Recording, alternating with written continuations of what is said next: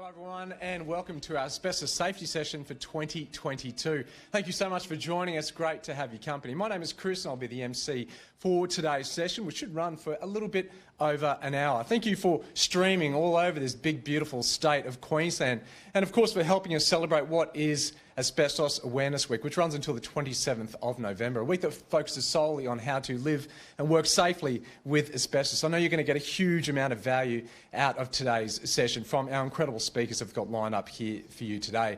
Because 1 in 3 Australian homes contain asbestos, and of course that affects a wide variety of people, from homeowners to tradies to DIYers, demolishers and of course asbestos removalists. And so I know that you're going to get so much value out of today. Before we go too much further, I would like to acknowledge and pay our respects to the traditional custodians of the land in which we meet today and all over this big, beautiful country, and to pay respect to their continuing connection to waters, land and culture, and pay our respect to elders past, present and emerging.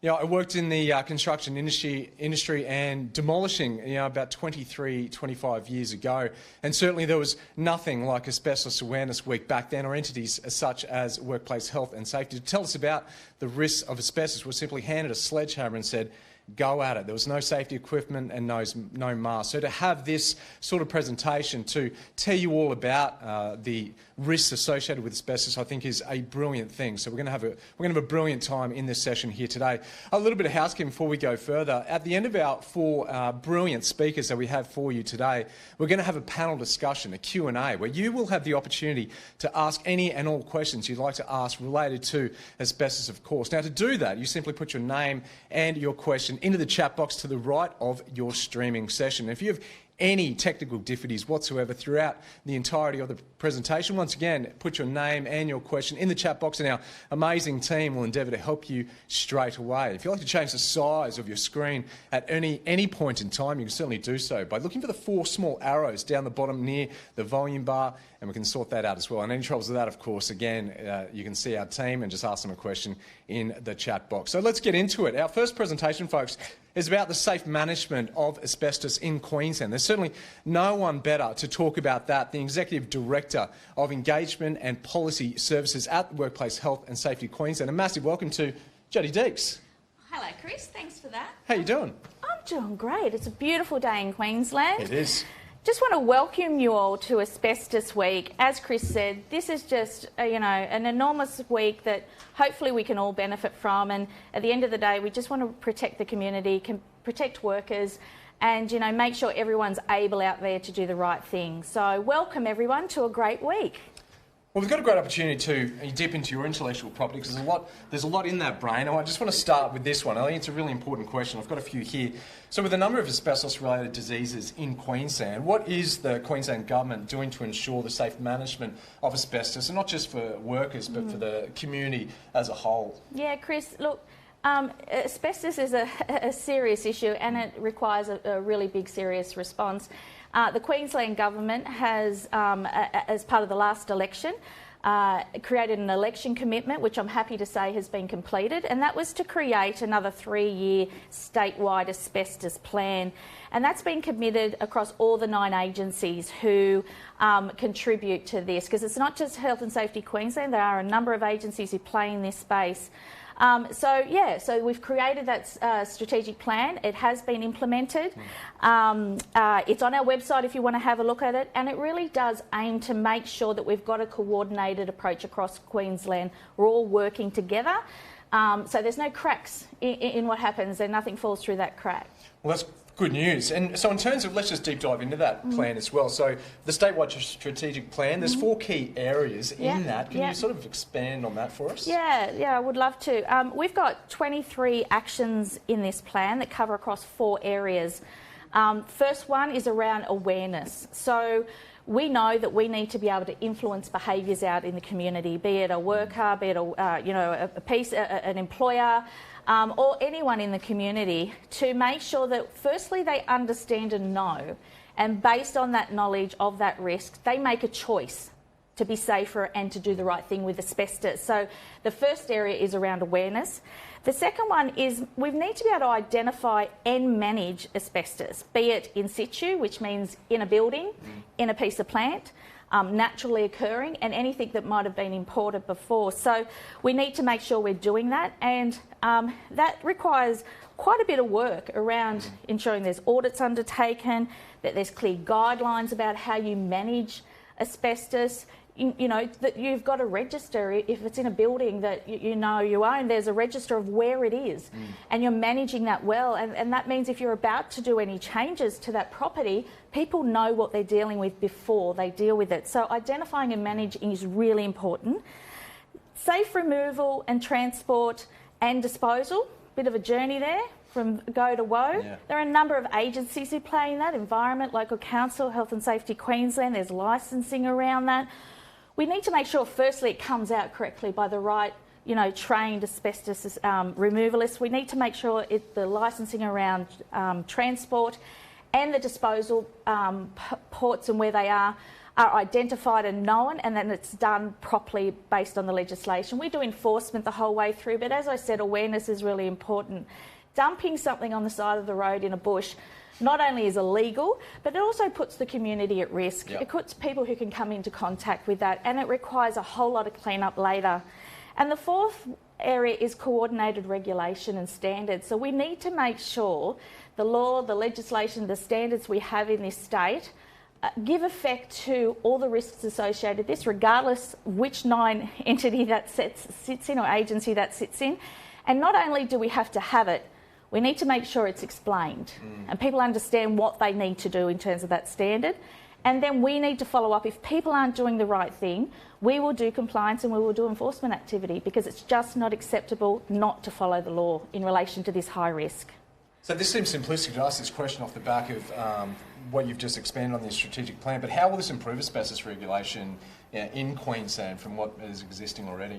Well, it makes it clearer. We're getting research and intelligence always helps us to identify and make sure that all the standards and law that we've got is really clear. It also helps us make sure that we understand who we're reaching in the community. At the end of the day, this is about protecting the community and protecting workers.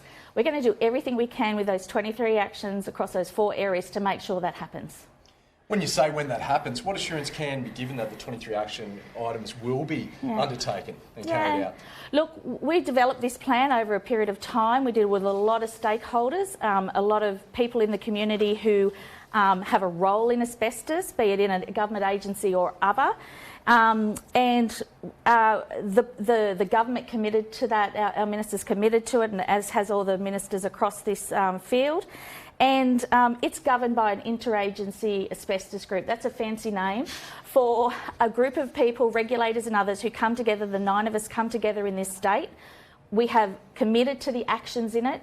We've committed to the dates. We have to provide annual reports on them. And we make sure that we're keeping an eye on that. So I'm lucky to be the chair of that group, work with a lot of really motivated people in this space. So we've got a clear plan and we're going to be held to account. No rock unturned. Seems like you're doing absolutely everything you possibly can to ensure the wider community is safe. So I can understand there's also a national asbestos strategic plan. How does that marry up or coincide with the Queensland plans, if at all? Yeah, it does. It really aligns.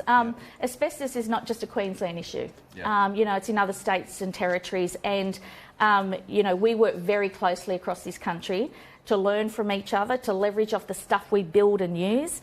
But also at a national level, we've got the Asbestos Safety Eradication Agency. They do an amazing job across all of us, and they've got a council that I'm lucky to be on as well. Really motivated group. How do you find the time, Jane? Oh God, when it comes to something like this, the time is nothing. Yeah. And we work really well together to make sure that those areas I was talking about before are together, that we're looking at those solutions. So our plans really align. We're focused together on what we have to do. And, if you have a look at ASIA's website as well, you'll see a lot of other material that happens in that space. But, we have to be aligned across this country. It's not just a Queensland issue to solve. This last question, I think, is a huge one. So there are many building materials that, of course, are made of asbestos. How can we recognise these building materials, and how would you know if these are materials that are in the home that we live in or in the place that we work? Massive question. Yeah, look, it's really difficult when you're not a technical specialist or an expert in this field to say, am I actually coming in contact with asbestos? you know, basically, if you've got a property, a home, whatever, before 1990, it's likely you're going to have some asbestos in it. As part of this Asbestos Week, look, I'm really happy today to launch something of a first, and through our technical area and our comms people and all these amazing people who've helped, we're launching 4 films, and those 4 films go from homes from the 50s to the 90s, and you'll see in a minute the walkthrough and what that looks like in terms of identifying asbestos. And I just think that, you know, we as government and agencies, it's on us to make sure that whatever we produce, people can understand, it reaches the right people, and it makes things safer and enables you to make a choice. So I'm really happy right now. We're going to show you one from the 1950s, and but please, on our website you will see all 4 films, and please link to them, share them, help us get them out there, because at the end of the day, we just want workers and the community to be safe. Here it is.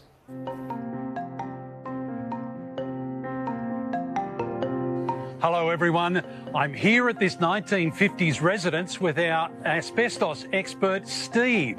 Now Steve's going to guide us through this property to show us where we might find asbestos containing material. How do we actually know it's a 1950s home? The casement windows, there are timber casement windows. This is before aluminium windows were introduced.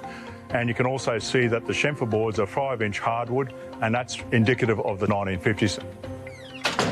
Right, I've come into this 1950s style home. I've just identified that it appears to be asbestos containing material like the sheeting and the ceiling. I can identify it by the clout head nails and the cover strips. Looking over towards the wall, I can see also some protruding nail heads there, and also V-joint. We've come into the kitchen area now, and I've noticed that in the ceiling here, we also got an asbestos containing material or fibro product. You can see the protruding nails and also the cover strips, a demould, and then I'm looking on the floor. Now the floor is a product called a sheet vinyl. It's a domestic sheet vinyl. The backing to that sheet vinyl is an asbestos containing material.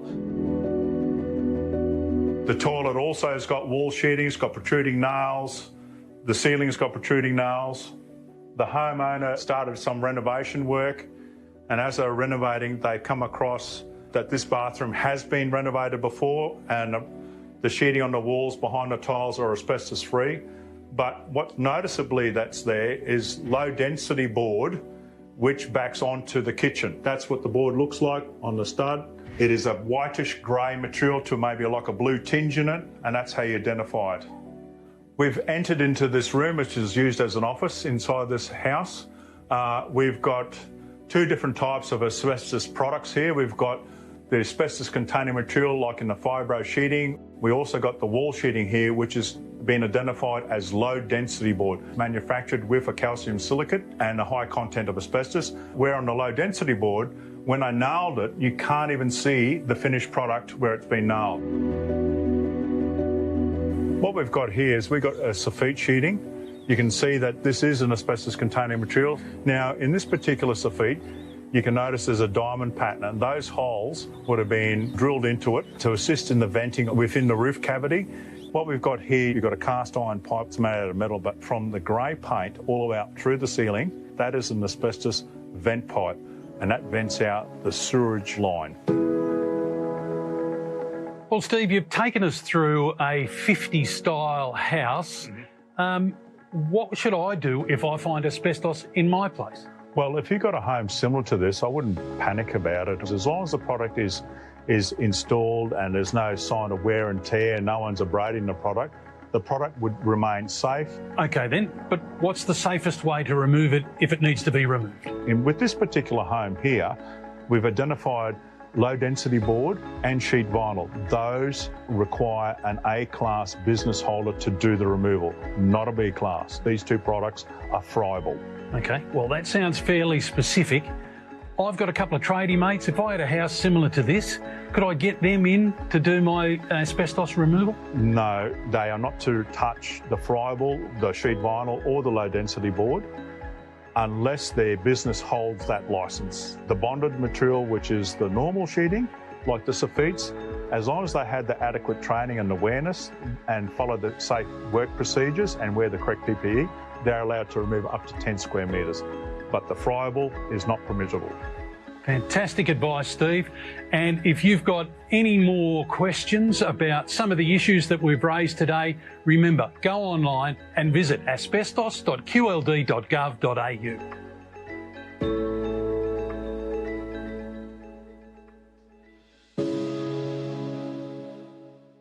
Well, I think you can all agree just how truly impressive that video was. Of course, that was a film covering houses in the 50s. I think it perfectly outlined how to recognise asbestos, something I've never seen before. And it's worth mentioning that is the first delivery from the Queensland statewide plan. And as Jodie mentioned, it's just the first of 4 films. There's 3 others covering the 60s, 70s and 80s. As Chris Bomlish just mentioned, if you want to check them out, I highly encourage you to do so and share them as far and wide as you possibly can. Once again, asbestos.qld.gov.au. It's fantastic to see that Workplace Health and Safety Queensland and the Office of Industrial Relations are doing incredible work under that Queensland statewide plan, and of course, you know, in alignment with the nationwide plan as well. It just seems we're in good hands. If you have any questions, of course, for Jodie, like I mentioned at the start of our presentation, we're going to have a Q&A panel session at the end of our session here today, so you can ask questions to all of our panellists, and certainly do so. Once again, question and your name into the chat box, and we'll make sure that gets asked at the end of the session. Folks, our next presentation, 2 amazing humans that have an important yet a tragic story to tell. Julie and Don Sager's son Adam tragically died at the tender age of 25 from asbestos-related disease, mesothelioma. And so that you and so many people you know don't go through what not only their son Adam went through, but also what they went through, they've dedicated their time to being safety advocates to raise awareness and education for the risks associated with asbestos. It's fantastic to have them here today, and I would love to present to you Julie and Don Sager.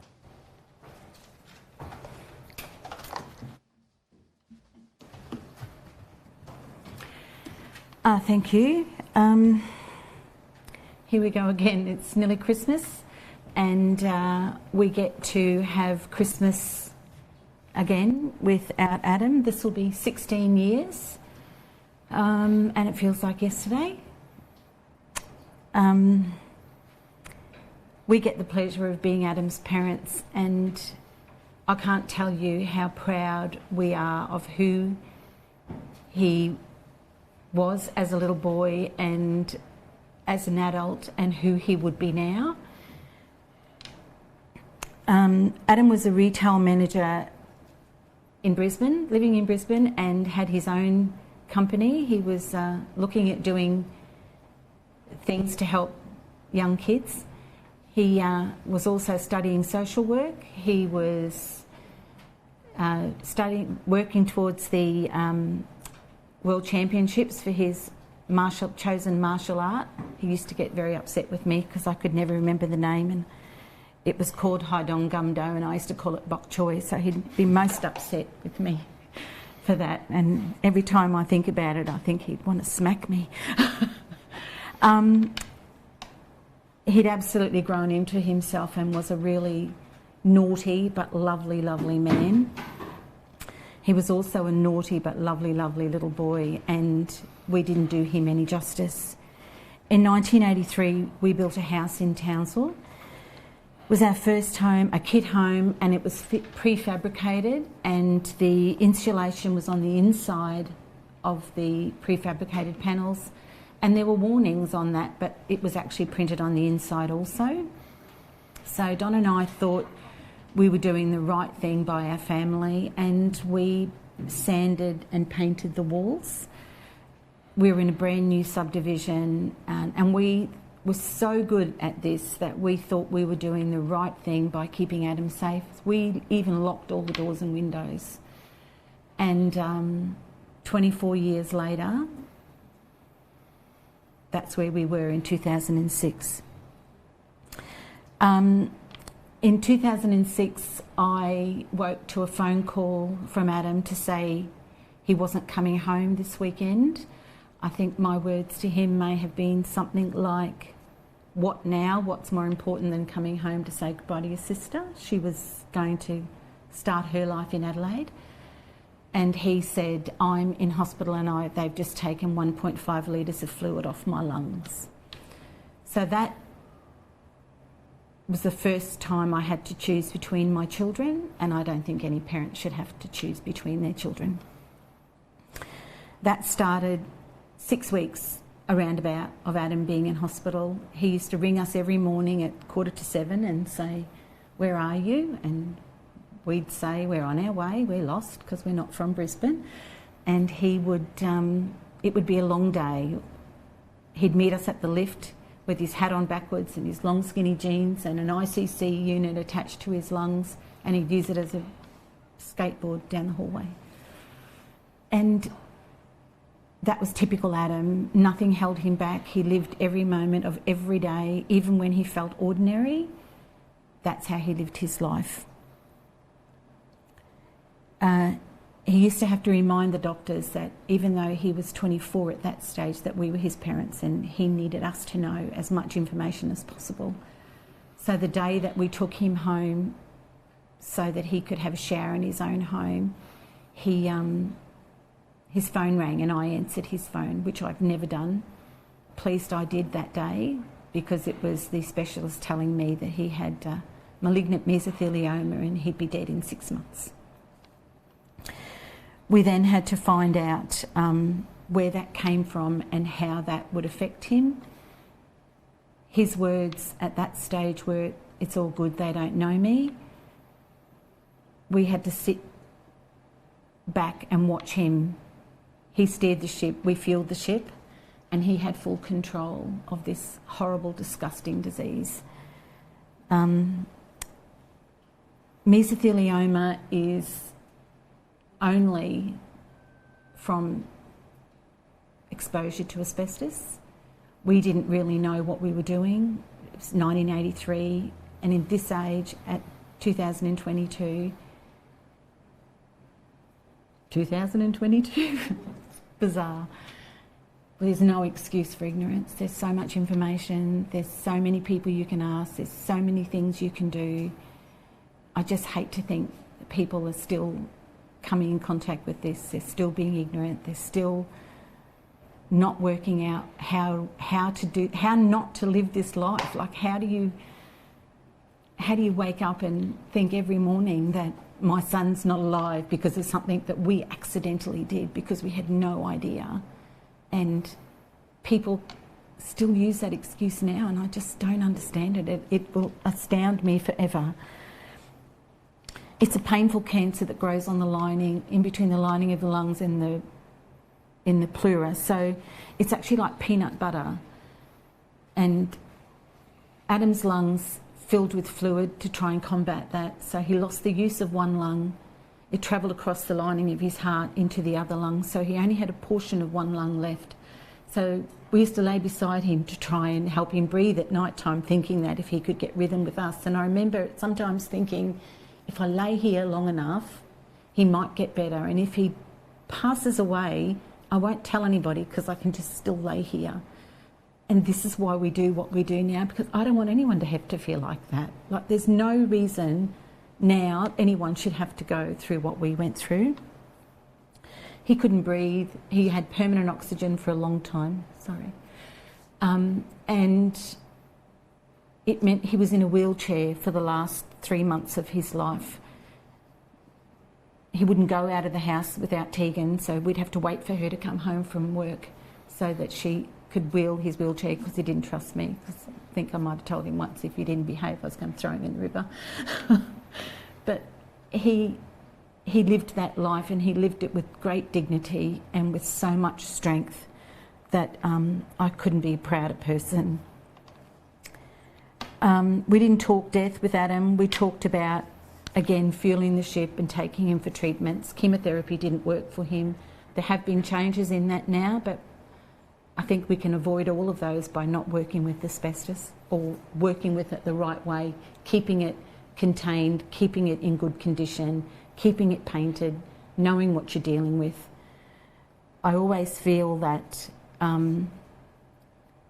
we have an obligation to our family to keep them safe and to educate ourselves into how we can deal with any product that we come across in our house. We still deal with it today. And Adam would have educated himself. He would have also wanted to educate his family, and he never had an opportunity to do that. He never was married, he never became a father, and he would have been wonderful at all of those things. From what we understand, there's still 700 people a year dying in Australia from mesothelioma alone. There's other asbestos diseases that you can get. From our association with one of the support societies here in Brisbane, that they had 15 calls in the first quarter of this year, and 3 of those were asbestos mesothelioma cancers. What we did was work on a brand new house, and Julie and I were both in the same room as our son Adam, and he was just the bystander. He was the guy in the corner just playing happily while we were doing the work. He wasn't the one even touching the gear that we were using, the sandpaper, the cleaning up material.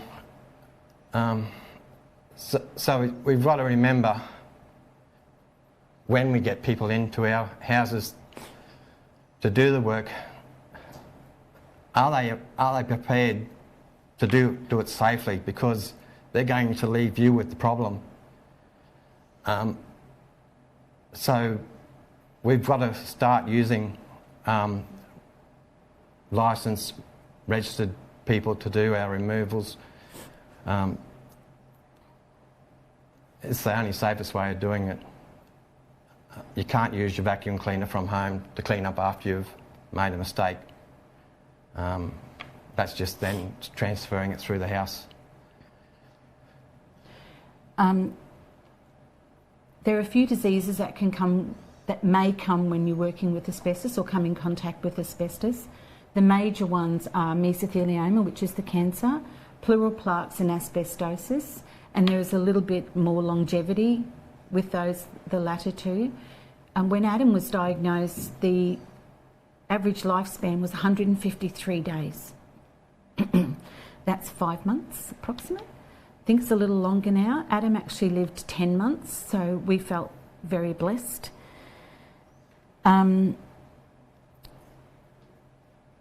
We don't really know how to fix this. We actually thought when we started being advocates that it would probably last a few months. I know that the Dust and Diseases Tribunal, when it was originally formed many, many years ago, only had one fellow in there as the clerk, and they didn't think it would last very long.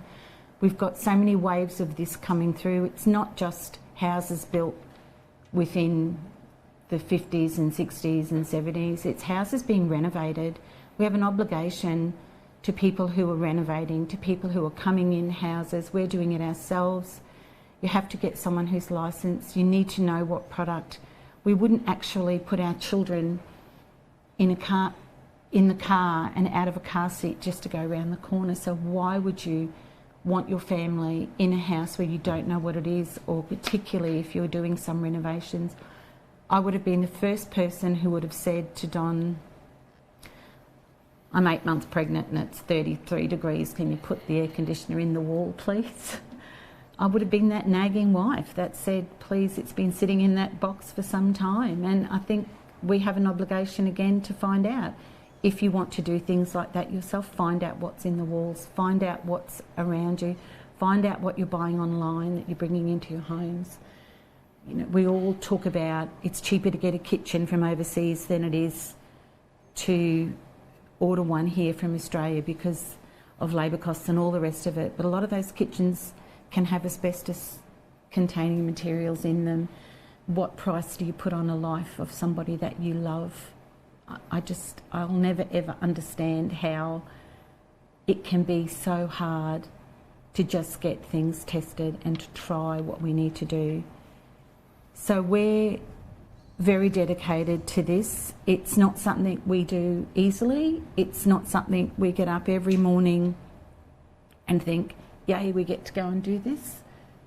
it is something that we think this is Adam's legacy, and Adam was absolutely somebody who wanted to help people achieve the goals that they wanted to do. He wanted to help people do what they needed to do, and this is the only way that we can actually do something that means something to him.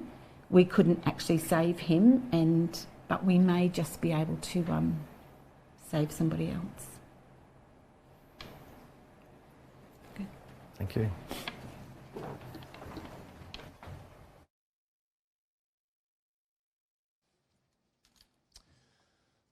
Well, thank you so much, Julie and Don. I certainly can't even imagine, I can't fathom the courage it takes to tell that story. But they tell that story so no one else has to. So I think on behalf of everyone watching, a truly heartfelt thank you. Thank you so much. Folks, you know, if that doesn't hit home, I'm not sure what will. But we do have so much more information to impart to you over the course of the next half hour. And now we're going to be talking about the new requirements for low-density asbestos fibre board. And to take us through all that entails in that, I'd like to introduce you to the Director of Occupational Health, Hygiene and Asbestos from Workplace Health and Safety Queensland. A massive welcome to Stephen Gillies.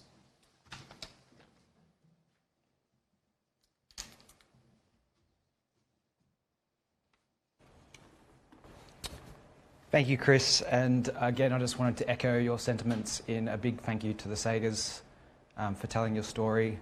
So impactful, and hopefully my presentation will highlight an asbestos product potentially in your home that you need to be aware of, particularly with recent changes last year.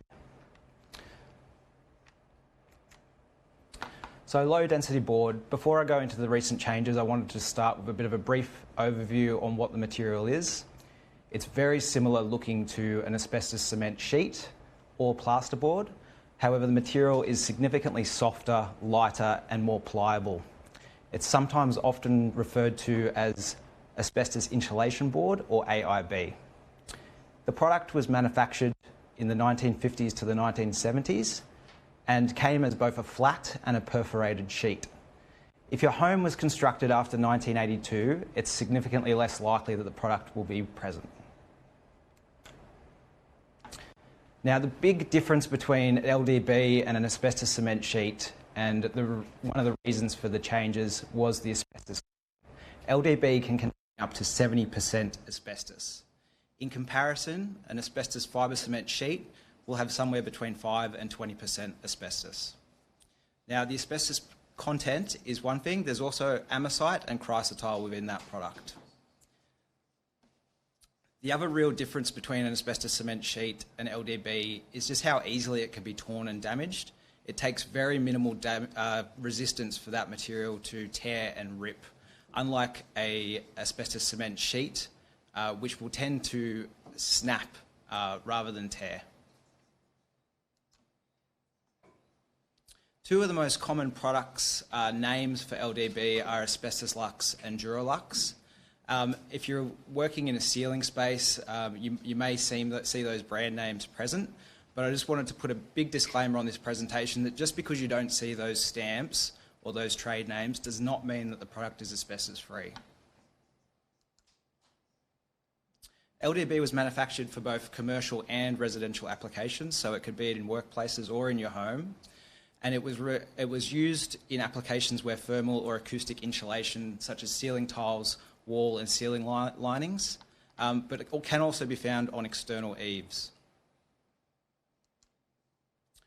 I've got some examples here. This is the perforated sheet that I mentioned earlier, and the photo on the right is an asbestos ceiling tile, and on the left we've got someone that's used that asbestos LDB ceiling tile to store their tools. As I mentioned earlier, LDB tears really easily. So the photo on the left here is following the removal of an LDB sheet, and you can see how easily it's torn and the jagged edges to that material. On the right-hand side, we've got a comparison between asbestos cement sheeting and an LDB sheet. So as I mentioned earlier, you can kind of tell on the edges there, the LDB will tear and rip rather than snap. So some tips on identifying LDB. As I've mentioned a couple of times now, it will tear and leave ragged, torn edges.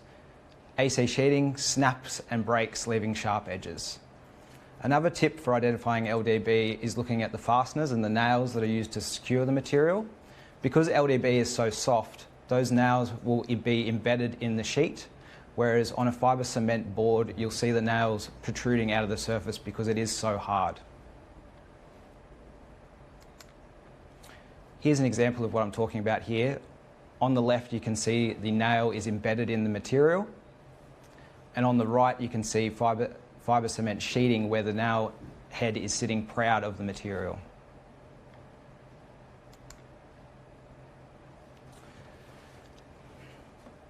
So tips for identifying LDB, the visible branding that we mentioned earlier, the Duralux, etc. You can also find these bevel edges on the ceiling tiles, which are also a really good indicator of LDB. Here's an example. If you were entering into your ceiling space, you might see these brand names here, Asbestos. Unfortunately, it is often on the back of the material, so if it's a wall lining, you're not going to be able to see that. But being able to access the ceiling space, you can often identify that branding. This is a little trick you can do to try and identify LDB. Using a screwdriver and light pressure, if you push the screwdriver into an LDB surface, it will leave an indentation. Now that will not happen with an asbestos cement sheet. The material is too hard and it will not leave that indentation. So now I'm going to talk a little bit about why we made the change as a regulator. LDB, with its significantly higher asbestos content and its tendency to break more easily and its pliable nature, makes it a more hazardous material than something like a non-friable asbestos sheet. So these were the reasons that we made this change. So what is the change? Previously, LDB could be determined by a licensed assessor or a competent person. So they would make that decision on site as to whether it was friable or non-friable. We have now changed that. All LDB is now classified as a friable material. That was following a review of the asbestos content and the properties of the material. So all Work Health and Safety Queensland guidance on LDB will now refer to it as a friable material. So as I mentioned, this change to a friable product reflects the risk posed by the material. So I probably should have put this at the start, but a friable product, what is it? What's the difference between a friable and a non-friable? A non-friable product is those fibre cement sheets. They're hard products. Friable products can be pulverised via hand pressure and turned to a dust. And that's the case with LDB because it is so soft. What are the implications for homeowners? Well, LDB is now a friable ACM product and cannot be removed under the 10 square metre rule. If you want to remove LDB from your home, you need to contact an A-class asbestos removalist to undertake that work.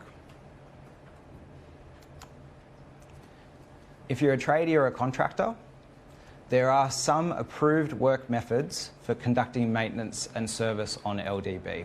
These are all available on our website, but they include some minor repairs, painting undamaged LDB, drilling holes up to 30 millimetres, and temporarily moving LDB ceiling tiles, and installing or removing fixtures or fittings to LDB.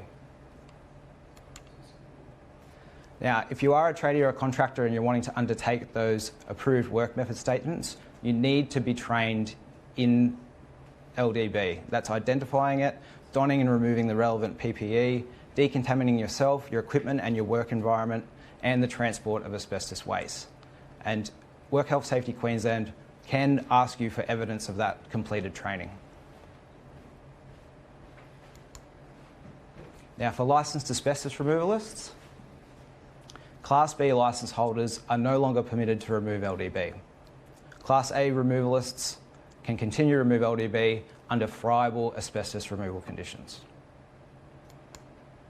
And if you want any further information on low density board or any other information on asbestos, you can all be found at the Work Health Safety Queensland asbestos.gov.au. Thank you.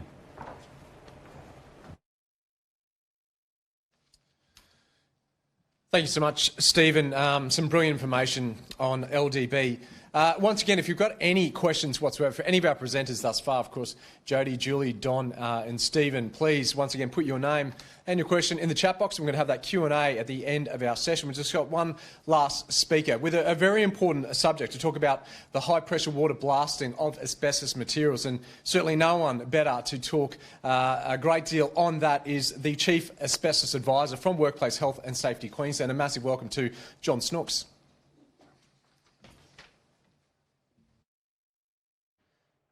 Thank you, Chris, for the introduction. Today I'd like to present high-pressure water blasting of asbestos roofs. Before I start, just a quick overview of what asbestos is and what was used. It was basically used widely in building materials in Australia post-World War II up to the mid-1980s. It was easily obtained, cheap to mine, so it's a naturally occurring mineral. The asbestos properties present their properties present a great opportunity to use them. In fact, they're flexible, high tensile strength, and they're a great binding product in the materials. They insulate from heat and they're non-conductive to electricity and chemically inert. And they're used in over 3,000 products. So in the mid-80s, we started phasing out asbestos use in Australia, and then at 31st of December 2003, it was banned in Australia nationally from its use and importation. So generally, if you're a homeowner and your house was built before the mid-1980s, it's highly likely that your house will contain asbestos-containing materials. And if your house is built between the mid-1980s and 1990, it is likely that your house will contain asbestos products. And then after 1990, it is unlikely that asbestos-containing materials will be present in your property. Although it's still possible in a house after 1990 that you can contain some asbestos-containing materials. If you go to the asbestos.queensland.gov.au, know where asbestos is present in your the website, you'll be able to see a lot of pictures of homes where you can see where asbestos is. So we'll concentrate on asbestos roofs. So there's different types of asbestos roofs. You can get shingles on the left or your double notch shingles on the right. The ones on the left can look like slate from a distance, so it's important not to confuse those with a slate tile roof. Here's some Super 6 roofing sheeting. The one on the left is painted and it's of a Tuscan style, and the one on the right is unpainted with longer sheets. One clue to identifying an asbestos roof is the ridge capping is much larger than an iron roof, and when you look at the Super 6 sheeting, they're a much larger profile than the current iron roofs as well. Here's a close-up of a standard corrugated asbestos roof. Here you can see it's dark grey in colour from the weathering over 50 years. And if you have a look at the thickness of the sheets, they're much thicker than a normal iron roof as well. And another telltale sign that it could be an asbestos roof, if you've got those diamond washes that you can see in that picture, then it's more than likely an asbestos roof.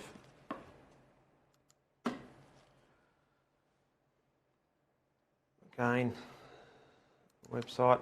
Also, we've got a publication as well, a guide for minor renovation. So if you're home renovating, I urge you to go onto the Queensland website, download this brochure and identify where asbestos can be inside your property.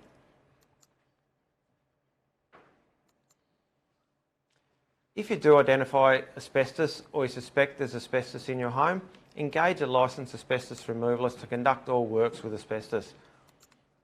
If you're going to do it yourself, we at least ask you to comply with the law and don't remove greater than 10 square metres of non-friable asbestos.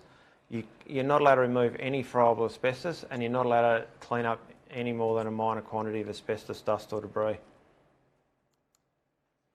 So we've had a recent spate of high pressure water spraying of asbestos roofs around Queensland. Since 2016, we've had 52 reported, and of those 52, 34 have been persons conducting a business or undertaking or being paid for those works. The average cost to fix up and clean up the asbestos mess has been around $88,000, and if you're the person that's pulling the trigger on the asbestos roof, you're expected to pay that amount for the clean-up. In the more complex cases, remediation can cost up to $200,000 to clean up multiple properties. So as you can see in the graph below, we're getting an increased number of high pressure spraying incidents being reported.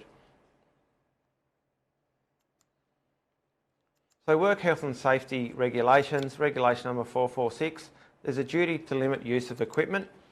So a person conducting a business undertaking must not use or direct or allow a worker to use either of the following on asbestos. That's a high pressure water spray or compressed air, except in the circumstances of putting out a fire. So who's conducting the spraying? Generally homeowners are engaging people from Airtasker, Hipages, Facebook Marketplace and other places like that, or we have had a spate of door knockers as well. They'll come and knock on your door, they'll say they've got the same colour paint as your roof left over from a previous job, and they'll give you a cheap price to come and paint your roof. Also some painters and home handymen high pressure spraying with cleaner for painting. So why do people spray the pressure roofs? Well, generally the homeowners, the roof might be covered in moss, it looks dirty, it's weathered, it's dark grey, it's not looking good, the paint's peeling off, or they want to fix a leak. So here you can see this is a roof that's been high pressure sprayed. That dark grey weathering has been taken off the top and it's back to a nice shiny white sheet. But unfortunately when they high pressure spray the roof, it destroys the top surface of the asbestos containing material. It weakens the cement sheet. Now cement sheets are brittle to begin with and you're at risk when you're on top of that roof of falling through it. Once you've taken the top 1 or 2 millimetres layer off the top of the roof, it becomes thinner and it's even more dangerous to tread on. And it spreads the contamination. Now it's quite often the contamination is not only on the primary yard that it's done, but it also sprays across to the neighbouring properties as well. So if you suspect you might have an asbestos roof, what do? Get the roof tested, engage a professional, get that sample taken to a NATA accredited laboratory and they'll be able to let you know if it's asbestos containing or not. If it is an asbestos roof and you want to get rid of the moss that's growing on top of it, use a fungicide, spray it on, give it time to die and fall off the roof, and then you can buy a specific made sealer that will seal to the top of the asbestos roof before you paint it the colour you're after. Or you could replace your roof, then it's never a problem into the future. And again, on the asbestos website, there's a document there giving you guidance on how to deal with an asbestos roof. So when we high pressure spray an asbestos roof, if the roof's painted, we can get what's on the left, and that's a big paint flake with the top of the asbestos roof taken off, and you can see all the asbestos fibres stuck to the back of the paint. On the right, we have like a paper mache material that's full of asbestos fibres and the cement matrix as well, and that splatters everywhere and sticks to everything. Here's an internal courtyard of an asbestos roof that was sprayed. Here you can see all the paint flakes contaminating the ground and all the paper mache material. That's a heavily contaminated grass area, and when we have to clean that up, all the contaminated ground surfaces have to be removed and all the house surfaces have to be wiped down, and it takes a lot of time. Here's a close-up of a fall restraint system on a roof, and you can see on the left there that's absolutely covered with asbestos debris. And on the right, you can see how aggressive the high pressure spraying is of the roof material, taking it right back to that clean light grey colour. Here's a concrete path after a high pressure spraying incident. You can see that the person who did the spraying, this is where they got interrupted. They were trying to clean off the concrete. Now that concrete path, that's nearly all asbestos fibres that stuck on that, with the grass being contaminated by the asbestos fibres and the paint flakes as well. In this picture, the one on the concrete path on the left, that had to be disposed of. We could not clean out the big cracks in that concrete path, so it's just easy to get rid of it and dispose of it as asbestos waste. Again, here's some vegetation close to the house that was high pressure sprayed. That's it's extremely covered with asbestos debris. All that plant, all your garden has to be removed, and it's all taken back to ground level during the remediation as well. Again, any private property, if that gets covered in asbestos-containing material, if it can't be decontaminated, then we have to throw it out. Now, particular risk on soft fabric materials, we cannot get fibres out of that. So if you've got outdoor furniture, children's pushers, car seats, etc. All that has to be disposed of, and you end up losing a lot of your personal possessions. So I'd like to finish off on the Queensland Government website for asbestos. We have a video and we're going to play that, and this is how you deal with an asbestos roof if you have one. A clean roof can make your house look fantastic, but if you've got an asbestos roof, there's a few things you'll need to consider to keep you and your neighbourhood safe from deadly asbestos fibres. If your house was built before the 1990s, there's a good chance it could contain asbestos. Often hiding in plain sight, asbestos fibres and dust can cause cancer. Look at this roof. It's corrugated, not made of metal, installed before 1990, a sure sign that it's an asbestos roof, commonly known as Super 6. Well-maintained asbestos isn't going to hurt you. However, damaging or disturbing asbestos can release dangerous fibres into the air. Using high-pressure water such as a water blaster or high-pressure hose on asbestos is particularly harmful and illegal. Water blasting asbestos can spread fibres across a very large area, not only on your property, but neighbouring properties as well. These fibres stick to everything: walls, plants, garden soil and lawns, and will be there for years, if not decades. Unless you remove them, the asbestos fibres can become airborne every time you disturb the area. For example, when you mow the lawn. Worse still, you can walk the asbestos fibres into your home on your shoes. The only way to remove the fibres is to dig up your gardens and lawns and chop down plants. Basically, your gardens and lawns have to be completely removed, just like at these homes. As well as the cost of decontaminating your home and your neighbour's home, there are heavy fines for water blasting asbestos. So be aware of dodgy operators offering to clean asbestos roofs. You may still be held responsible even if you didn't clean the asbestos roof yourself. Never use high-pressure water to clean your asbestos roof. There are lots of safe alternatives on the market that have been specifically designed for asbestos roofs, including surface primers, fungicides and paints. Better still, why don't you consider having your roof replaced using modern materials if possible? Remember, never use high-pressure water on asbestos roofs. It's not worth the risk to the health of you, your family and neighbours. Fantastic. Well, thank you so much, John. Well, now we go into our last component for our brilliant presentation here today as part of our asbestos safety session for 2022. This is our panel session with all of our presenters. I just want to say thank you to all of our presenters, Jodie, Julie, Don, Stephen and John. Don and John, thank you so much for being with us today, and let's get into it. So our first question here today, and thanks to everyone for putting through your questions for our presenters. First one, Julie and Don, is for you. What should I do when someone comes to do some work in my place and I have a suspicion that there may be asbestos present? We had that situation when we first moved into our house in Brisbane, and we were lucky that when we bought the house we did do an assessment of the house with respect to asbestos. We had samples taken and had it tested in a registered laboratory, and we've got a report that says where all our asbestos is. So when anyone comes into our house, we're aware of how old it is, we're aware of where the asbestos is, and we point that out to them. And then we ask them questions. Do you work with asbestos? Have you been trained in working with asbestos? How are you treated before you start your work? Are you licensed? Are you licensed to remove any? We've had cause to have some asbestos removed, but we've always used a registered licensed removalist, and they've done a clean-up better than what we left the room in for them to move in to remove the asbestos. They've done an excellent job every time. So all I can say to you first is if you've got a house that you think is asbestos, get it tested to find out for sure. If someone comes into your house to do some work, show them the report that tells them where the asbestos is, and get the assurance that they know what they're doing from them. Well answered, Don. I certainly hope that answers your question. I think you did quite comprehensively. Our next question, Stephen, it's right in your wheelhouse Mate, I have LDB at my business and it's listed as non-friable on the asbestos register. Do I need to get it updated? Yeah, thanks, Chris.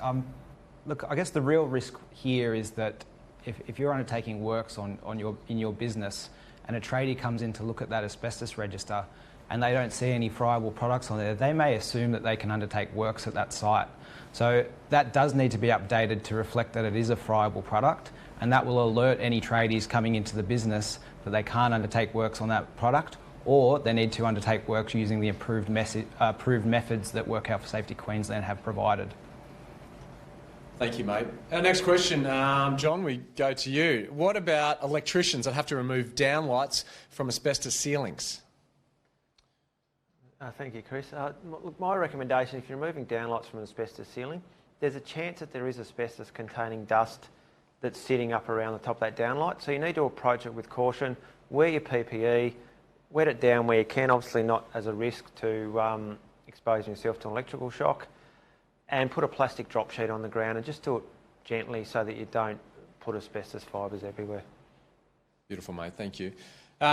Stephen, we go back to you. It seems like the chat box is getting some heavy traffic for you. Living in a 50s style rental home, there are no stickers advising asbestos. Should there be stickers? Not in a residential situation. Stickers would be commonly found as a business to alert trades that are undertaking works on that site to the presence of asbestos-containing material, and that would be positioned in accordance with the register. But certainly not in a rental property. You wouldn't expect to see asbestos stickers. But that, again, need to be still cautious if you are instructing anybody to undertake works on the property. And if you're unsure, get that material tested at an accredited lab. Thank you, mate. Our next question is for Jody. How was the IAG formed? Well, the IAG came out of the need to get a coordinated approach across Queensland in terms of how all the different agencies were managing the risk of asbestos to workers and the community. So there was an ombudsman report and that identified the need to coordinate. So there was a first plan put in place and there was a lot done in there, and then now we've got the second one, as I was saying. So it really came out because there was a real need to coordinate across all the agencies and not do this in a separate way. Thank you, Jody. Our next question is for John. John, what happens if the asbestos in my roof comes into my home? Unfortunately, we've had a few of these lately where a roof's been high pressure sprayed and residents and neighbours haven't been aware of it and they've tracked it into their home. This then brings asbestos debris, contaminates their carpets, possibly their clothing, couches, etc. So if you're aware that an asbestos roof has been sprayed, our advice is to move out of your home until it can be fixed, so you don't bring that inside and then start losing your possessions, because once those software possessions get contaminated, we can't decontaminate them, and they're contaminated for life then, and we need to dispose of them so that you can maintain, or you can stay in your property long term without breathing in asbestos fibres. Thank you so much, mate. So, Stephen, this one is for you. What are the rules to painting outside asbestos eaves? Yeah, sure. So painting asbestos material is fine. What you need to keep in mind that the use of any powered tools, so if you're using if you're planning on sanding that material, you cannot use a powered sander on asbestos containing material. The risk there is that you're going to generate a huge amount of asbestos fibres and potentially expose yourself. So when you're painting any asbestos containing material, my advice is always to minimise the disturbance of the material as much as possible. So if there's a potential to not sand at all and just paint over the previous surface, that would be ideal. Thank you, Stephen. Our next question, back to you, John. I have an asbestos roof. How do I know if the person, this is a brilliant question, I have an asbestos roof, how do I know if the person I get to clean my roof is a legitimate business and can do the work safely? My recommendation is to employ a QBCC registered business. You know that they're a registered trade, they've got insurances and they've gone through the correct training and should be able to identify an asbestos roof and use the correct methods to deal with it. So in that, what training do you recommend that people undertake? There's asbestos awareness training or asbestos removal training. For if you've done asbestos awareness training, and there's a particular course to be able to remove up to 10 square metres of asbestos in your home, and that is the course that Stephen referred to previously, of where WorkSafe may ask for that proof of having done that training. Brilliant. Thank you, Stephen. Another question for you, mate, if you don't mind. When purchasing a home, should I ask the real estate for an ACM register for the home? You can certainly ask that, and I'd encourage you, as part of your typical building and pest inspection, that you engage someone that can also include an asbestos assessment as part of that process. So then when you move into the home, you've already got that information as to where asbestos is, and they've gone and taken samples to confirm that. So that's really would be my recommendation as part of that building and pest process. You also have an assessment of the building conducted. Brilliant. Thank you, Stephen. John, back to you, mate, if you don't mind. What must be done with clothing, tools, drop sheets, etc., materials after then have been used with asbestos? For all those building materials, what do we then do with them? So once they become asbestos contaminated, with tools, there's two options. You can either throw them out as asbestos contaminated waste, so you can decontaminate them. Now, decontaminating is as simple as wiping them down with a wet cloth and putting them outside of where you're dealing with the asbestos. Or if you're going to throw all them out, especially your drop sheets, etc., that's where you double bag them in 200 micron bag and make sure you dispose of them at a registered waste facility. Beautifully said. Thank you so much, mate. Our next question, I think, is for you as well, Stephen, so I'll stay with you. Why are homes built before 1950 not required to have an asbestos register? I'll assume that person's referring to a business in that question. So the reason for the cut-off dates it really relates to when asbestos materials were manufactured and used commonly. So the dates for each cut-off as to when a register required really relates specifically to when asbestos materials were no longer used because bans came into place. So those are the reasons behind the timelines for various different rulings on that matter. Jade, I've got a quick question for you. You've been working in this space for a while, and with the statewide strategic plan, it seems incredibly comprehensive with the 24 action plans. How satisfied are you that the team is doing everything they possibly can so that we don't hear stories like Julie and Don and the tragic story about them? Well, we've got, as I said, we've got the 9 agencies who have got incredible expertise. We've got, a couple of them here today who had input to that. We have a lot of our stakeholders who have a lot of qualifications, background and information who inform that. And we have people with lived experience, such as Julie and Don, who also are engaged in those sorts of things. So although the 9 agencies we have got incredible capability, we also go outside our organisation to make sure that we're getting the right way. We can write laws, we can write the rules, which are incredibly important to set the standard across this country, but how you get that information out and how do you influence people and how do you engage people and get them to make a choice to do the right thing cannot just be done by the agencies. So we have to work outside. So the process of just even getting that plan, it was really robust. And, and as I said, that whole focus on awareness, the whole focus on standards, the whole focus on, when you move it, remove it and dispose of it, and also making sure that we've got an eye on managing it when it's in situ, they're the 4 primary aligns to the national plan. So, yeah, pretty confident we've got it, but we will evaluate it, we will see the impact, and if it's not hitting the mark, then we'll change it. Yeah. Beautiful.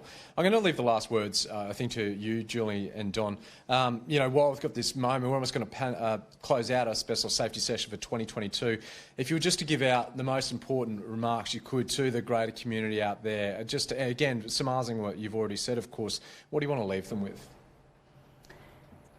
Find out what is in their home, just for their own safety's sake, so that they know what they're dealing with. You can get someone to come and do touch tests or takeaway tests. It's quite inexpensive, to be honest, and I can't see what monetary value you'd put on someone's life. And then you at least know what you're dealing with, and you know whether you want to progress further as to making holes in walls or painting walls or sanding walls or doing renovations. Just know what's there, and it can save a lot of heartache. What a great way to finish. Thank you so much, Julie. And massive thank you to all of our presenters that are to be with us here today for our asbestos safety session for 2022. Jodie, Julie, Don, Stephen and John, thank you so much for being with us. Thanks for your words, and like Julie said, if it can certainly save a life, at the very least save you a great deal of money and heartache. To all of you, thank you so much for watching from all over this big, beautiful state of Queensland, and I would highly encourage you to access any resources or materials and anything you need to know to dip into the awareness of asbestos. Certainly go to, once again, the hub of all your information, asbestos.qld.gov.au. And don't forget those 4 brilliant films as part of the first delivery for the statewide strategic plan, covering finding asbestos in homes from the 50s, 60s, 70s and 80s. You sort of got a glimpse of that first one. An absolutely brilliant resource. See it, share it, encourage other people to see it and raise that awareness. Don't forget, today's session was recorded, and so in terms of sharing and watching it again, please do so. Of course, you know exactly how valuable this information is. Let's send it out as much as we can. Once again, 1 in 3 homes in Australia containing asbestos, and like Don said earlier, 700 people suffering from asbestos-related diseases throughout the country. This needs to stop, and that starts with you and accessing this amazing material. Thanks once again. Be safe, be well, and one last thing, we would love to just get better at these sessions. You know, we want to fine-tune them as best we can, and to do that, we're going to email you a small survey. It takes just 2 minutes of your time. Your feedback will be absolutely critical and to helping us make this as good as we can possibly make it. Once again, thanks again. Be safe, be well. Thank you.